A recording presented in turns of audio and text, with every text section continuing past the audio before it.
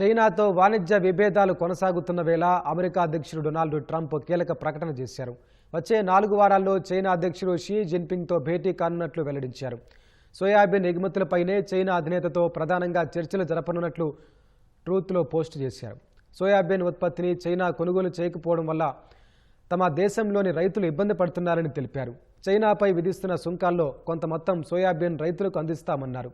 October చివరి వారంలో దక్షిణ కొరియాలో జరిగే ఆసియా పసిఫిక్ ఎకనామిక్ కోఆపరేషన్ సదస్సులో భాగంగా ఈ భేటీ ఉంటుందని భావిస్తున్నారు. ఈ ఏడాది ఆరంభంలో చైనాపై అమెరికా భారీ స్థాయిలో సుంకాలు విధించింది. అటు చైనా కూడా ప్రతీకార సుంకాలతో మోత మోగించడంతో ఇరు దేశాల మధ్య వాణిజ్య యుద్ధం తారాస్థాయికి చేరుకుంది.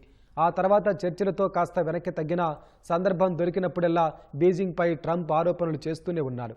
రష్యా నుంచి చమురు కొనుగోలు చేస్తున్న కారణంతో భారత్, చైనా దేశాలపై భారీగా సుంకాలు విధించాలని ఇటీవల EU, నాటో దేశాలపై ట్రంప్ ఒత్తిడి తెచ్చారు.